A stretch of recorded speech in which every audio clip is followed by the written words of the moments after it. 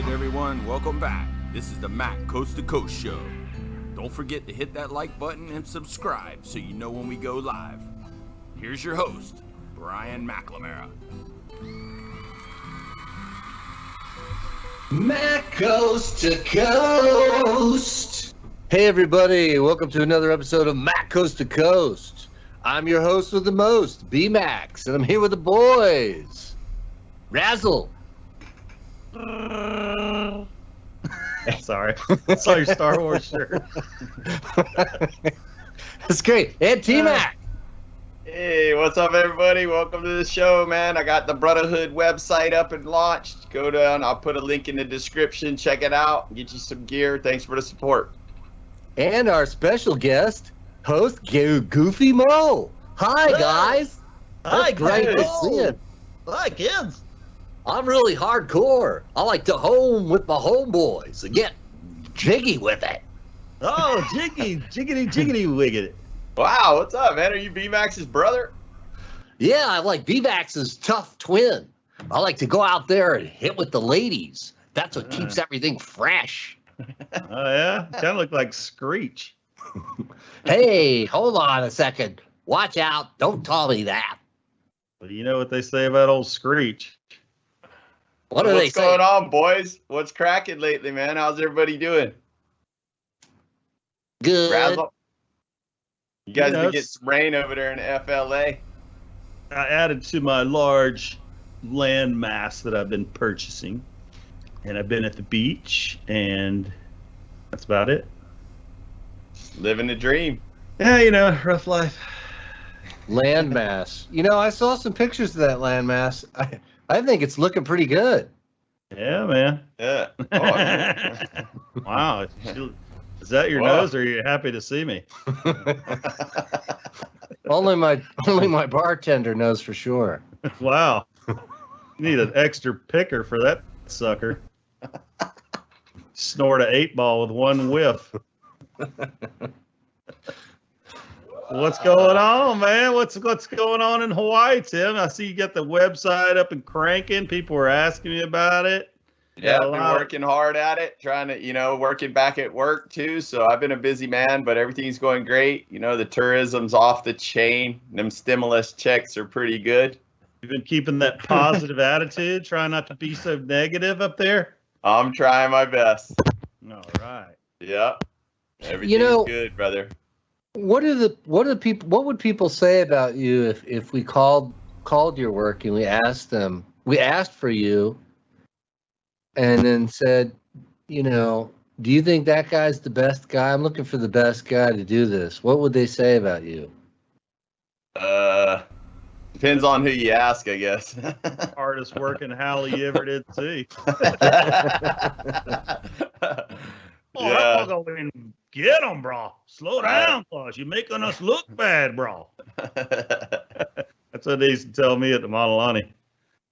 Oh, bro, slow down, cause you're making us look bad, bro. Yeah. It's a good job, style. man. It's busy, man. That's all. I mean, it's good.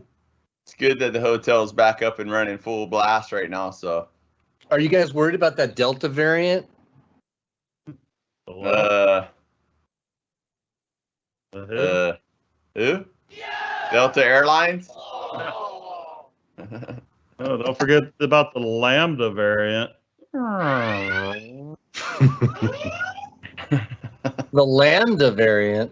Yeah, you haven't heard that one yet? They're going down the whole Greek alphabet. The Lambda variant. Delta, Delta, Delta. Can I help you? Try Lambda lamb all over the land.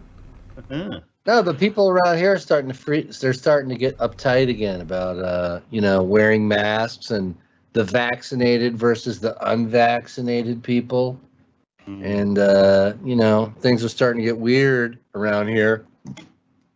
Just wondering if you guys. I got in trouble on somewhere because I put that 60% of the new cases are people that have been double jabbed, and I got Dr. Zucker got me, and he shut me down. Wait a minute. What's that? Say that again. How many what? 60% of the new cases are people that have already been double jabbed. So now, where did you hear that? Because I keep reading everywhere that all the people that are getting sick are the people that have never been vaccinated. Mm. So what happened with the double jabbing? I'm sure that our listeners would love to know. Well, I can't reveal my sources. I mean, I'm under a lot of pressure right now. People are watching. Okay. Yeah. You know, here in communist United States, you got to be careful. Seriously, though. It's a beautiful day over here, though, lately. Yeah, it's been nice. You don't have any communists out there in Hawaii? I don't watch that. I don't watch it. Oh, dude, did you guys hear about that show they're coming out with, the biggest wave? They're going to interview all these dudes that were like on the biggest waves in the world. Have you heard about this? Have you seen it? Have you heard about it? No, where'd you see that at? I don't know. I was drinking one night and I was looking at the TV and it came on. I saw cool. Kelly's got some show, The Ultimate Surfer, coming out. Oh, that's the one I saw a commercial for. Yeah, it looks pretty cool. The Ultimate Surfer. Yeah, I'm ready to see that. I guess they're probably going to surf in the wave pool or something. I don't know what's going to happen on that. I think he's surfing over there in Linmore, California at his little wave pool dealy or whatever. Oh, that'd be cool. Dude, I was thinking about it. I got this idea. I'm going to run it by you guys and see what you think. So we get like a box truck similar to a food truck, you know, one of those type of trucks. And you just deck it out with Brotherhood gear and drive it around on beaches. There you go, just slinging. Sling it, dude.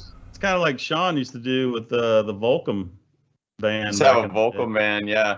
Remember that? Yeah, basically a surf shop on wheels. That was cool. Yeah, why not? Why wouldn't that work? It would. Yeah. Follow us on Facebook kind of thing. It'd be cool. Yeah, you can only buy a couple times a year when we're in town.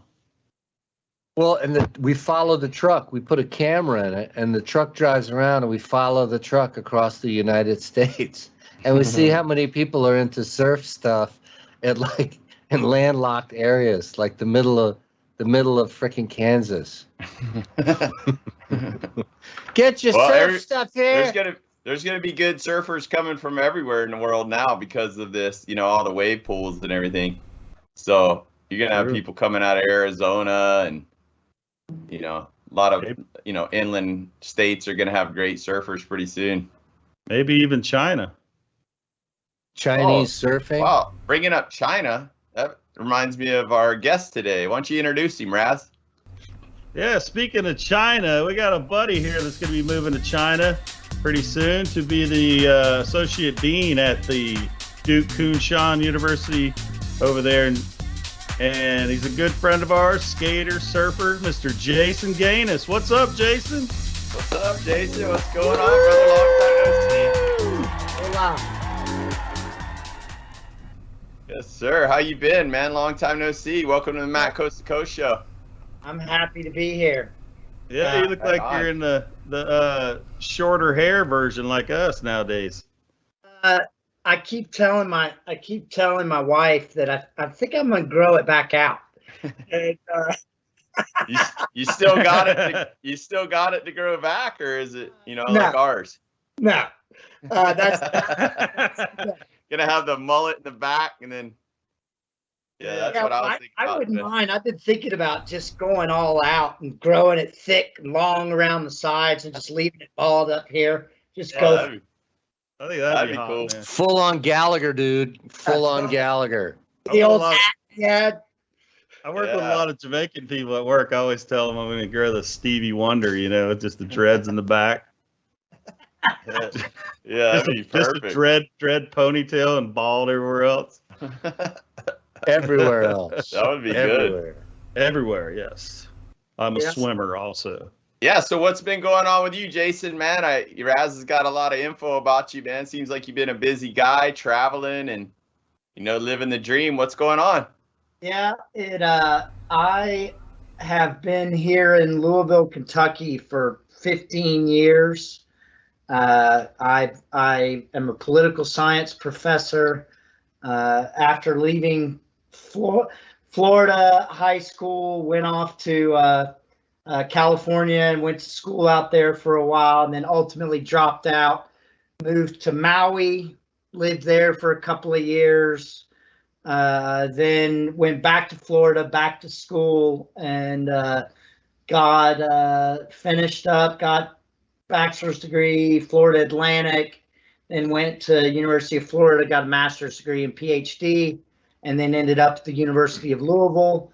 And I never thought that I would live somewhere that was landlocked ever. And I just knew that I would never do that. And fortunately, I am a skateboarder, so I started skating before I started surfing, and so I've been doing that a lot. At 50 years old, I still fully charge, ride vert. That's awesome. Do all of that. Yeah, you've always been a ripper skater. I remember, I mean, that was your thing, man. You were always a vert skateboarder, ripper guy. But how do you handle that at our age, bro? I'm amazed that, I can handle hitting the water hard, but man, how do you handle those face plants and those slams at the bottom of the vert? How do you, how's your body bounce back from that? It doesn't bounce back as quickly anymore. So like what's weird is like I'm just fighting not to get worse, and right.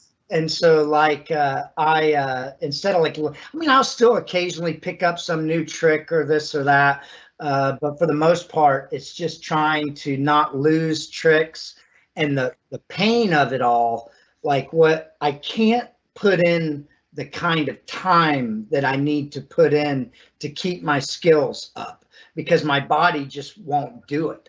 Like right. After 2 or 3 days, I'm just so sore that I get out there and I'm like, I can't, I'm gonna hurt myself if I don't just go home. And I still, I've just 2 years ago, I over rotated on a backside ollie on this vert ramp in Detroit, and bam, straight to the flat bottom. And I stood up and thought, oh man, I'm hurt, but I was worried about my head. My head hit so hard, and I walked off the ramp and I was walking around, looked down, and there's blood everywhere. I'm like, where the hell is that coming from? And I start feeling my head, and it's not my head. And I look down and I got a hole in my wrist. Ooh. And I had compound fracture, broke my wrist, and so I'm still breaking. I've always been sort of a slammer, There's people who are careful and smooth. That is not me. I am all balls to the wall and sketchy and take slams, and I still do. And as long as I don't get injured, it sounds sort of sadist, but I kind of I like slamming every now and again. I like the pain. Yeah, there's something that makes you feel alive. I get home and I feel like I did something. It's just rewarding. But I don't know. And the other thing, the long answer, short question is, I feel like if I do it all the time, that it's easier. Like my body's sort of set up for it, and it's just like surfing. When you get in a rhythm of surfing a lot, 5 times a week, your body starts not being so sore. But there's a technique to slamming, right? And when you guys, when you fall on a vert ramp, you have that technique of riding on your knees with the pads, and you guys got a technique. There's a way to land and not get hurt, right? Yeah, but that's getting even harder for me to do. Normally what we kind of do is we run, you tap your feet and then straight to your knees. Feet to knees, straight to knees, and then slide out on our knee pads. But the problem for me is both my PCLs are gone in both knees. They call it the dashboard injury because most athletes don't get it. And what it's from, I go in and my knees hurt, and the orthopedic surgeon says, well, what's happened is your PCLs are torn. We call it the dashboard injury, because most people, when they get it, it's from high impact on their knee while their leg is bent. And I'm like, oh, that sounds familiar.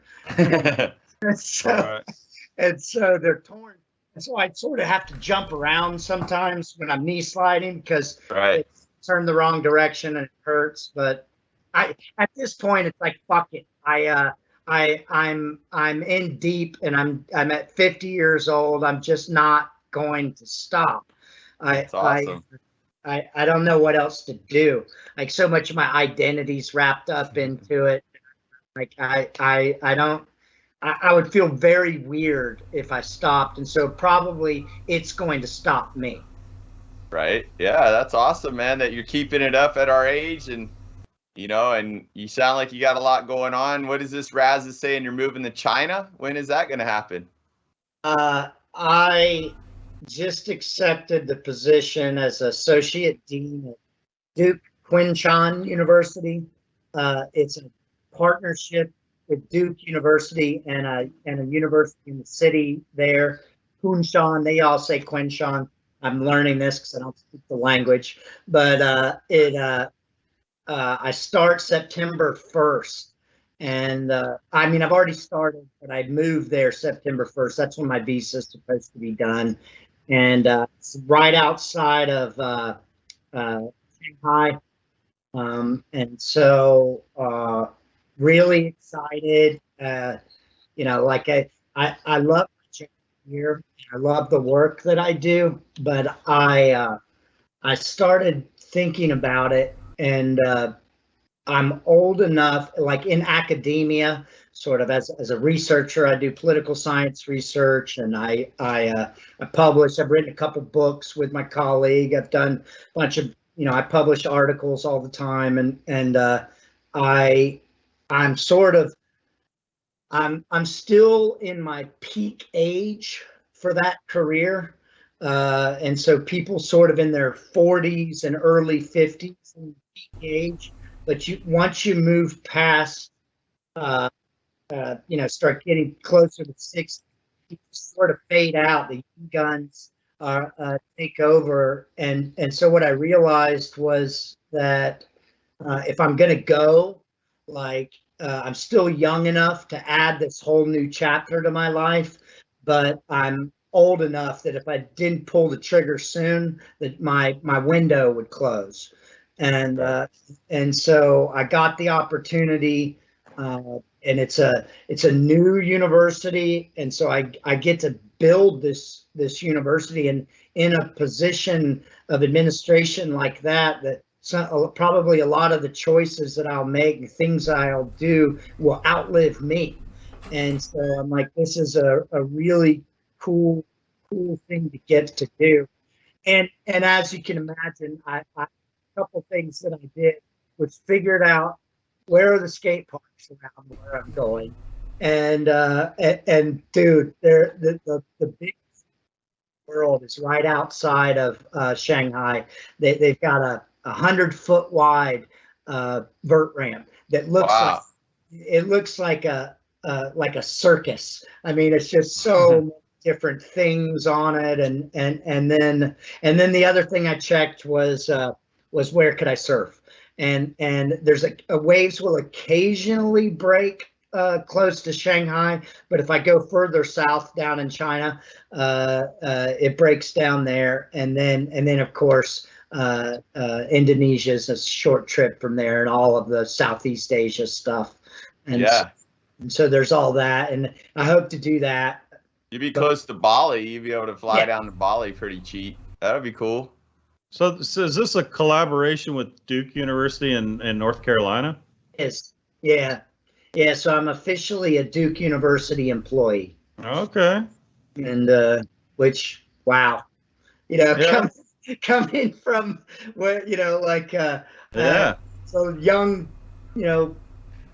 dude in Florida, I never, growing up in Lakeland and moving over to Cocoa Beach and around there, I just never, I had no idea this was all going to happen. The honest truth is, I could have just easily ended up dead as opposed to doing this, and awesome. My life has been really fortunate. I mean, Yeah, that's the that's way you cool. got to look at it, man. I mean, anytime I think about my aches and pains or how old I am, I could be dead, and I'm Exactly. not dead. Better So than the alternative, right? yeah. So when I finally get that realization, I go down to the 7-Eleven and I get about 5 or 6 ice cream pints, and I just pound that shit, and I eat as much as I possibly can in one sitting, Oh yeah, There you because you go. can't take it with you. and then I live for the next 48 hours. It's Right, crazy Chris, that Thinking about the your guy, life brother. your life is pretty much mirrored mine, and and then after like Cocoa Beach, we kind of went our own direction, and I was just wondering, like, you said you never thought you'd live somewhere landlocked. How did you end up in Louisville? Uh, the academic job market is really tight, and so you basically go where you get a job. So when I came out of grad school, the year I got this job, I applied to probably 60 places around the country, Mm-hmm.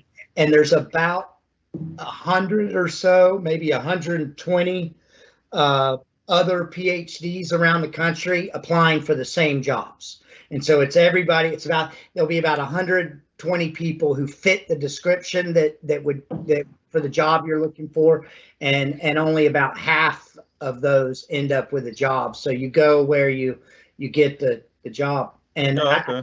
had a few other offers, but one of the reasons I came here was the university I liked better than the others, but the other thing is we have a giant skate park here, and the skate park here was the first of the wave of mega parks that are all over the country and world now. So back when this park it's a famous park. Back when it was built in 2002, there weren't skate parks everywhere. There was, and it started that, and since I've been here, I've got to help redesign that park and work with the city, and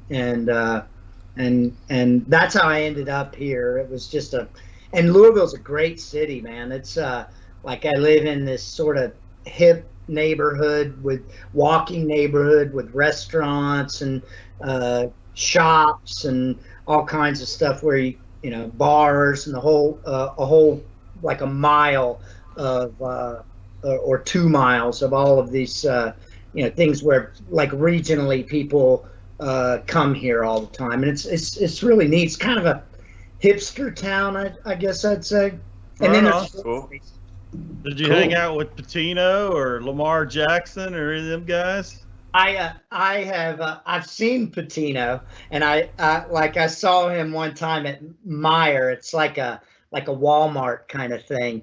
I saw him there, and then Lamar Jackson. I was all into that. He's just amazing and still Oh, doing. yeah. Like He's a hell of an athlete. yeah, it's really something. And then I'll get some. I've over the years I've had multiple people in my classes who had a couple people end up in the NFL and WNBA. I don't know if I've had anybody in there, but and then I've had David Paget, who took over after Patino. Yeah. Yeah, I had him in class. Yeah, he played Kentucky for Patino, Yeah. I think. Yeah, and so it's I've had a lot of that's always interesting. My first or second semester teaching, this guy Harry Douglas, who was a wide receiver for the Atlanta Falcons, went on to Nashville, and a kick returner. He was a big star here. And I had him in my class, and I had people fill out these index cards where they put their photo and then make some joke about themselves or something. And he put a cutout of some like Sports Illustrated or ESPN magazine or something that was a cutout of him. And his name was Harry Douglas. And I didn't think it was actually Harry Douglas. And so I'm looking down at this, and I said, oh, that's funny, because I told people to put something funny. And then I look up, and it's him. And in all honesty, I sort of fanboyed for a moment. Oh, that's cool.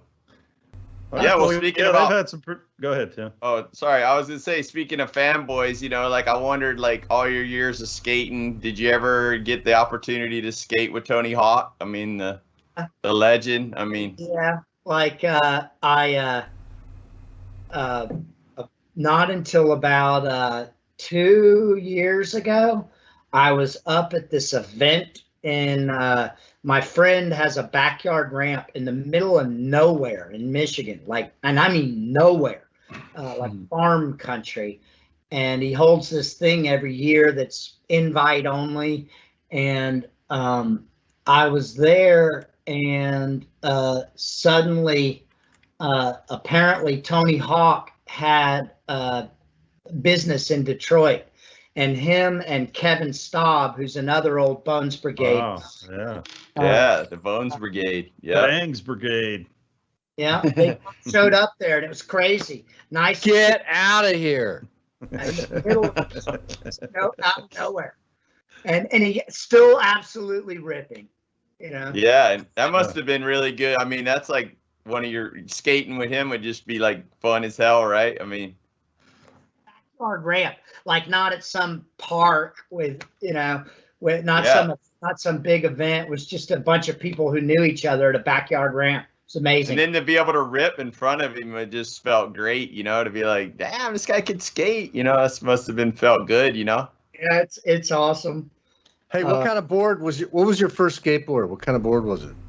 My first skateboard was a Z Flex.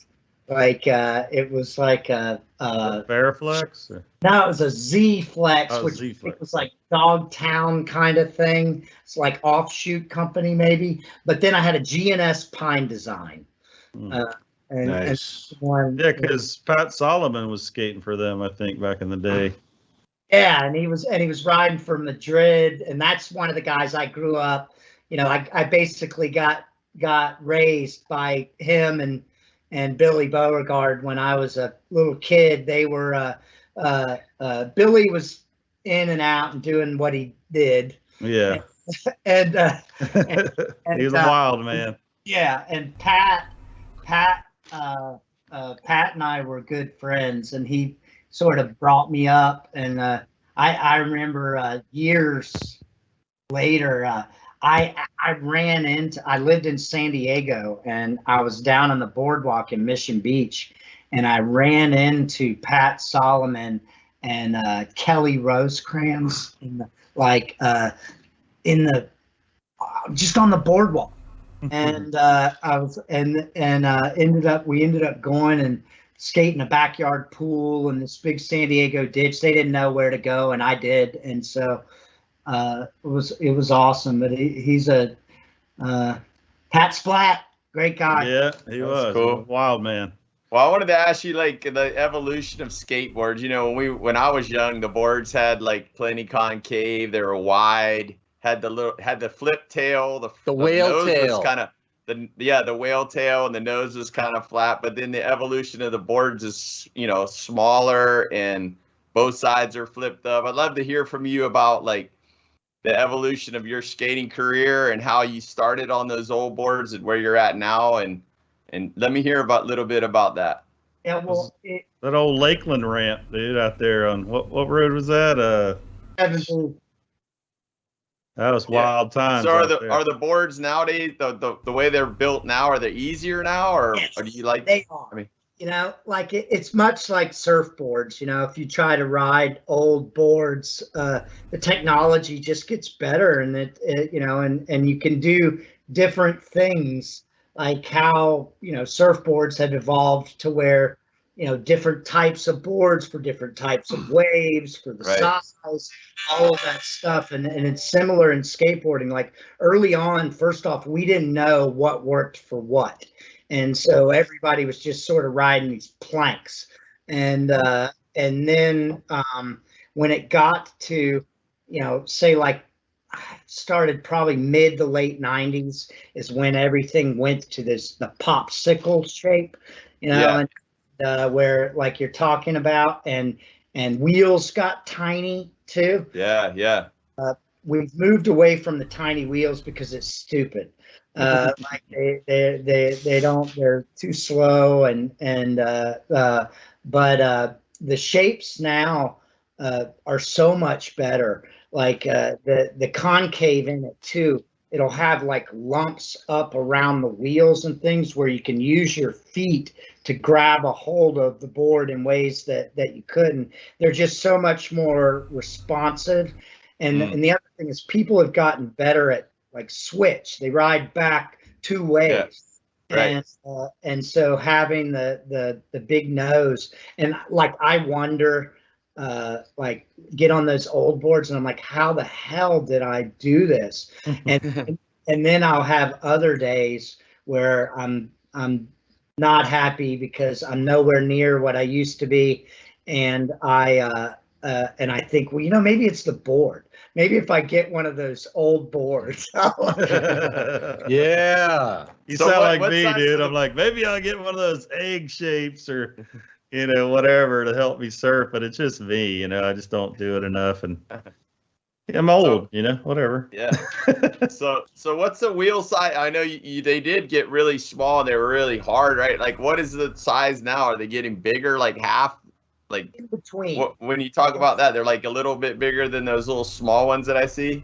Yeah, the tiny ones were in the 90s, and then before that, the 80s, we rode giant ones, and now they're in between. And so most people ride somewhere between like a 52 and a 58 millimeter. But big vert guys like me, I ride 63s, which are even big. Guys who ride vert go somewhere from like 58 to 63, and even the 63s are not quite as big as the wheels we rode back in the 80s. But yeah, my first skateboard was a Santa Cruz Slasher with the big fat wheels on it. Yeah, and we had all the rail guards on them back in the day because we didn't want to scratch the bottom. Had the logo, the paint job. Yeah, it had the rails on it. Nowadays, it's like you just rip them up and go through them. But when we were kids, it was like we loved that logo on the bottom. Yeah. Christian Asoy, and we were all into skating back then. So Jason, you have kids now? I think I rode a Santa Cruz Slasher at one point. It's hilarious. Yeah. You have kids now, Jason? I have a 15-year-old daughter. 15-year-old daughter. So is she nervous about the China trip, or is there anything you guys have been doing to kind of acclimate and know? Yeah, I thought that it was going to be World War III when I told her, and at first she reacted pretty negatively, but I think she has warmed up to the idea because she sees it as an adventure, and I think also the idea of being able to reinvent herself. So she's been here. She was born in Florida, but we left before she turned 1, and then she's been here her whole life, and so everyone knows who she is, what she is, all of that, especially with social media now. So the whole the world has become smaller in ways for them, but she'll get to go and have this whole new environment. And that's one of the things I've tried to do to get her to acclimate to the idea, is that she's going to get to, and she'll be super popular because she's, super blonde, curly hair. And I'm like, everybody will think you're the greatest thing ever there. So. I think it'd be cool. Like, are you guys going to try to learn Mandarin? I've been on Duolingo for about 6 weeks, and I am about to say fuck it. Never mind. No, dude, you should do it. It'd be great. So will you be teaching as well as associate dean or whatever? Will you be teaching? How are you going to do with the language barrier? The school's in all English. Oh, okay. Yeah, and it's like 70% mainland Chinese students, 30% international, but all teaching, all staff, everybody, it's all English. Oh, okay. I'm going to try to learn, but I think it'll be good once you get some immersion. You know, I did some videos many years back, and we had to do the same video in English, Spanish, and Chinese. So, like, you kind of learn the Chinese as you're editing it because you're like, it's the same story. So, like, I know that sorry is Wei Bu Chi, and you know, when you meet somebody, you're like ni hao, ni hao. Yeah. Whoa. Ni hao, Jason, ni hao. Hey, Brian. He's been on what is that website you were just talking about? Chinese singles. Just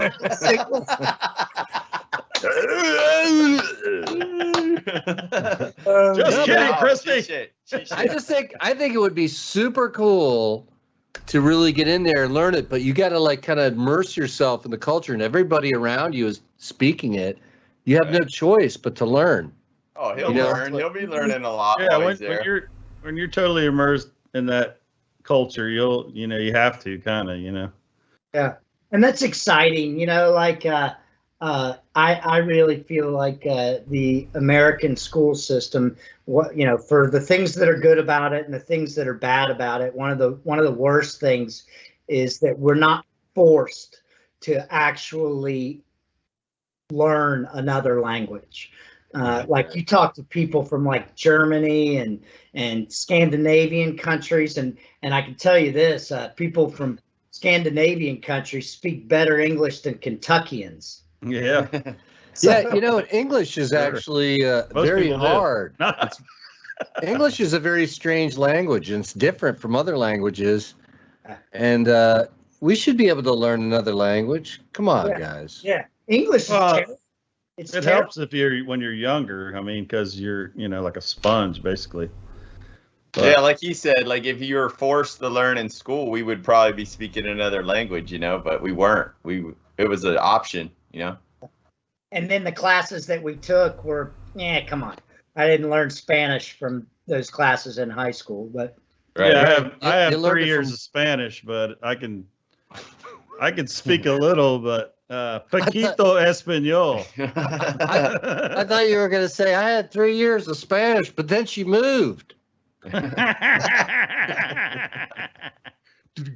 Well, hey, Jason, I think it'd be great to have you, like, maybe in a year and come back on here, man, and we could kind of, hear of your experience. Yeah, I'd love to. Maybe show us some video of China. I've always wondered about China, and it's got this whole, since the communist part of it, it's got this whole, Yeah. We don't know anything about it. It's secretive. Well, we know so little, right? And our perceptions of it are all shaped by the information that we have, which may or may not be accurate. Yeah. Right. Cool, man. This has been great. I'm glad you came on today, Jason. There it is. Oh, the Mac alert. That's the Mac alert, everybody. That means Tim's got to brush his teeth and run down there to the hotel. Jason, really good to see you, man. I hope the best for you on your journey through life, brother, and keep skating and ripping and, keep posting. I'm always checking you out on social media and, stoked, bro. Good to see you again. Yeah, God bless, Jason. Thanks, man. Thanks, Jason. Good luck. Yeah. Good luck. Thank you. Later, brother. Yep. So, anyways, Mac Coasters, it's been really great to have Jason. It's been really great to have Jason on the show today, as well as the other Mac guys. Some real great classic character kind of fellas.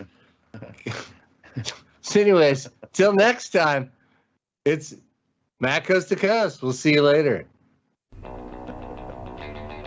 Yeah! Mac Coast to Coast!